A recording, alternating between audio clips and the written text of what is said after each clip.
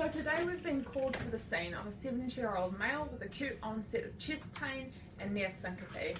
So as I walk into the scene and approach my patient, I'm going to mentally assess my ABCs. His airway's patent because he's speaking full sentences and verbalising that he has got chest pain, palpitations and dizziness that's making him unable to stand up. At first glance he doesn't appear tachypneic and his respirations don't appear too shallow, so I'm not concerned about his breathing. Circulation, he looks pale and clammy. This makes me concerned. As I've been assessing his ABCs, I've worked out that he has a GCS of 13 made up of 3E, B4 and M6. Tim, I'm going to ask you to take a full set of vital signs for me, beginning with a radial. A radial will give us a good indication of what his heart rate's doing. While Tim's doing that, I'm going to attach a 3-lead ECG and I'm going to listen to his lungs for pulmonary edema. So if Tim can't feel a radial will be unrecordable if his blood pressure is less than 80 systolic. Tim, when you get that blood pressure, just let me know.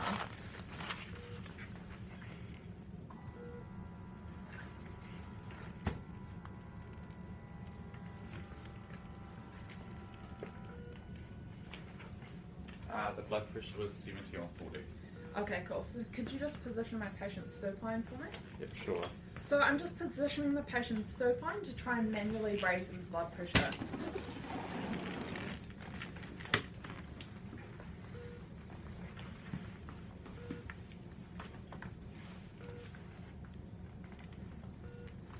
So the 3-lead ECG reveals that, So my 3-lead reveals that my patient is in ventricular tachycardia. Tim, I'm going to get you to radio for an R50 because this patient's status 1. Cool. AET 1 calls comms, R50 for a status 1 patient. Cool. So my patient has rolling out allergies. He's taking Cilazapril and aspirin, and I'm working out the characteristics of my patient's pain. I'm now going to attach the defibrillation pads in the apex sternum position. Temperature 37. Thanks, Tim. And after that, Tim, I'm going to ask you to attach a 12-lead. So BGL is 7.6. So we're now working under the VT protocol. I'm not going to give GTN to my patient because his cardiac chest pain is most likely due to a rate-related ischemia. So I'm going to determine level of cardiovascular compromise. My patient is most likely severely cardiovascularly compromised. So cardiovascular compromise works on a continuum from severely extreme to completely normal. A patient is severely cardiovascularly compromised if they have vital signs that are markedly abnormal, such that the chances of cardiac arrest are high. Severe hypotension or inability to obey commands or severe shortness of breath would all class this patient as severely cardiovascularly compromised. The assessment can be further validated via visual assessment. If my patient looks status 1, they most likely are status 1. So my patient looks status 1. I've decided that my patient is severely cardiovascularly compromised.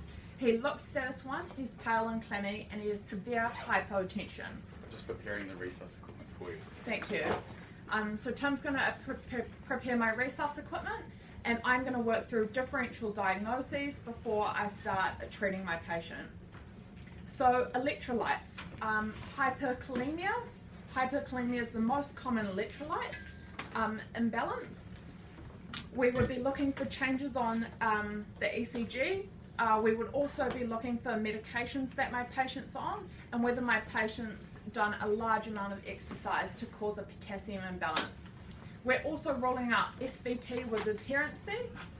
It is more likely to be VT than SVT with abnormal conduction if my patient is old, if my patient has history of ischemic heart disease, and if my patient's compromised. My patient's 70 years of age, has a previous history of MI, and he is compromised.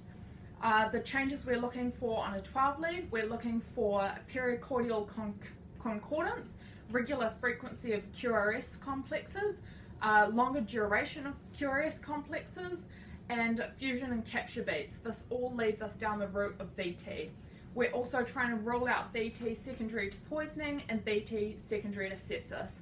His vital signs do not meet sepsis criteria. Medical history, does he suffer from Wolff-Parkinson-White syndrome? No, he doesn't. He has a history of past MI. So I've now gained bilateral IV access in my patient, so that's large bore IV access with two 16 gauges. If my patient is able to obey commands, which he is, I'm going to administer IV sedation.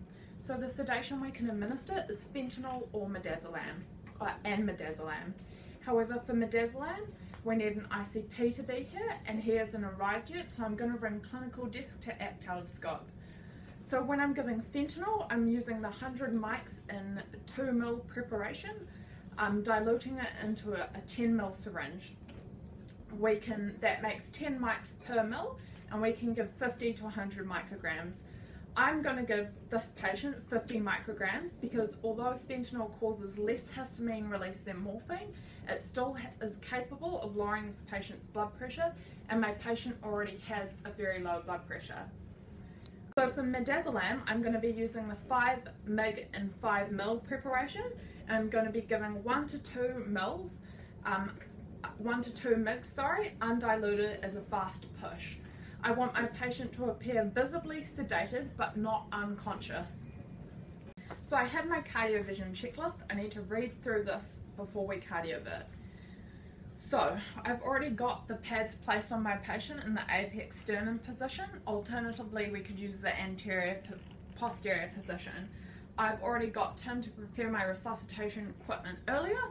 So that's the first two things checked off the list. I'm going to ensure that my defibrillator is in manual mode, and I'm going to select the limb lead with the highest R wave. So that's lead 2. So I am now going to select synchronized mode, and I'm going to confirm that there is a shock detection symbol above each R wave, which I can see that there is. I'm going to turn the knob to the maximum joules, making sure that my patient still appears visibly sedated because this procedure can cause a lot of pain. I'm going to ensure that everyone's standing clear, so Tim, could you just step away from the patient please? And I'm going to charge.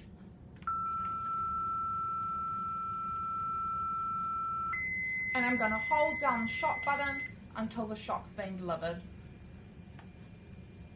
which it has. Once the shock has been delivered, you need to reassess your patient's vital signs and ABCs. You need to reassess the rhythm and level of cardiovascular compromise. If the rhythm hasn't reverted, you need to resync and confirm that your defibrillator is still in manual mode. And you need to confirm that there are shock detection symbols above each R wave. Charge the defibrillator to maximum joules and recheck your cardioversion checklist before each cardioversion.